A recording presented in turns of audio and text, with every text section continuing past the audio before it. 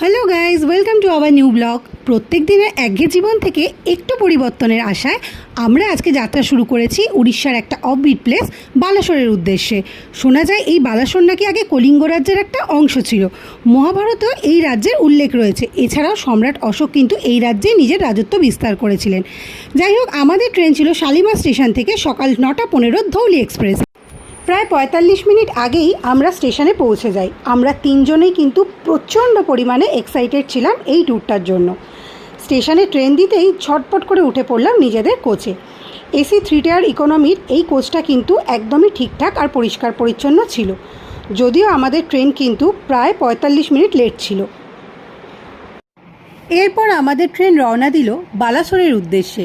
গল্প, আড্ডা আর উইন্ডো সিটে বসে প্রকৃতিকে দেখতে দেখতে কখন যে বালাসোর স্টেশনে পৌঁছে গেলাম বুঝতেই পারলাম না।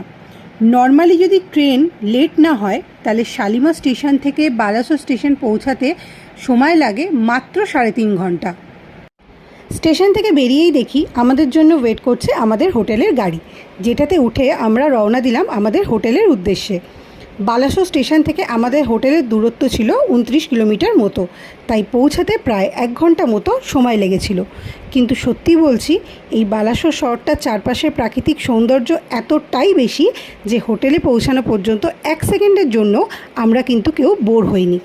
চারপাশ শুধু সবুজে মোড়া, আর দূরে দাঁড়িয়ে আছে সুবিস্তৃত এক পাহাড়। একজন প্রকৃতিপ্রেমী হিসেবে সেই সময় শুধু একটা কথাই মাথায় ঘুরছিল, এই তো সবে শুরু।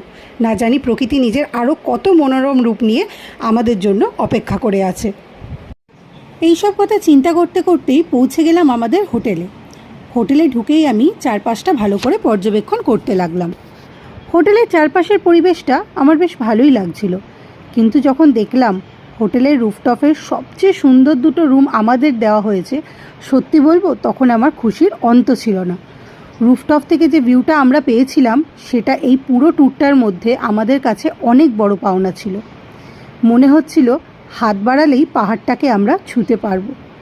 জঙ্গলে ঘেরা এই পাহাড়টার নাম হলো দেবগিরি পাহাড়। প্রায় বেশ কিছুক্ষণ আমি বাকরুদ্ধ হয়ে শুধু এই পাহাড়টার দিকেই তাকিয়েছিলাম। চলো এইবার তোমাদেরকে আমার রুমের কমপ্লিট রুম ট্যুরটা দিয়ে দিই। যে রুমটা তোমরা ভিডিওতে দেখছো ঠিক সেম আরেকটা রুম আমরা পাশেই নিয়েছিলাম। যদিও আগেই বলেছি এই রুফটপে শুধুমাত্র 2টো রুমই আছে। রুমটা কিন্তু আমার বেশ ভালো লেগেছিল। ওয়াশরুমটাও ছিল যথেষ্ট পরিষ্কার পরিচ্ছন্ন।